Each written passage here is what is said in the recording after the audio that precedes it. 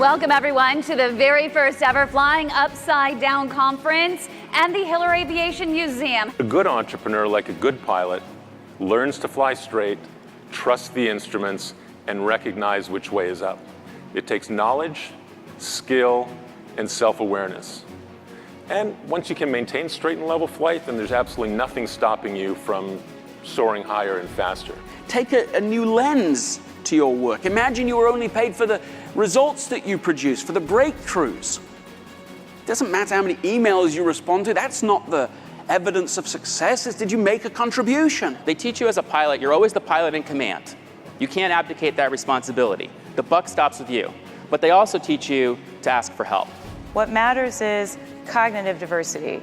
It matters what your brain looks like. Look for what is the brain power of everyone around, and then tap into it and pull it in to solve the problem. Great strategies, in my experience, do really two things. They marry a really good insight into consumers or customers or people with technical innovation. So for us, we really wanted to double down on how do you seamlessly capture, organize, and then search for information that is important to you. When you're faced with an insurmountable obstacle, the best way to overcome it is to start digging at the foundations. You have to go under, not above, like you're flying upside down.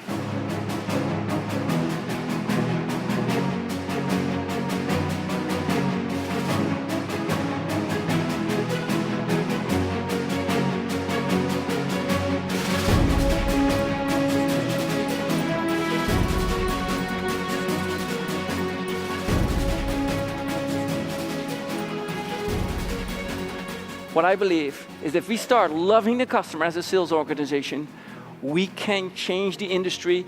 Your product will be represented by passionate people. They are going to believe that not only what we sell matters, but the way how we sell matters. What Facebook Messenger and what iMessage did, that they took an innovation that seems silly on the outside, dissected it for the inside, and applied it and translated it for their own industry, their own target audience. And that's basically the right frame of mind when you're looking at Asian innovations. The question I ask all of you folks is who controls your position? It's you do. Your category is not going to design itself. It's really up to you as entrepreneurs to take responsibility, not just product design, not just company design, but also category design. I encourage you to do the hard thing, to talk about failure. Actually spend the time to dig into it. God knows I learn from it every single time.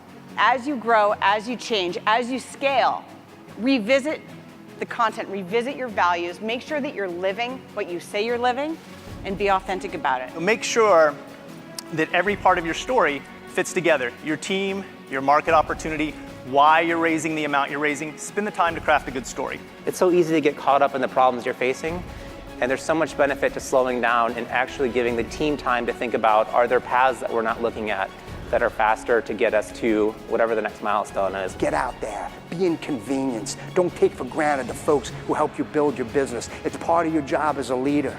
Lose sight of the wingman on your team, you're gonna lose the fight. Get out there, shake hands, fill the jets of your teammates and your partners with the most important fuel of performance, appreciation.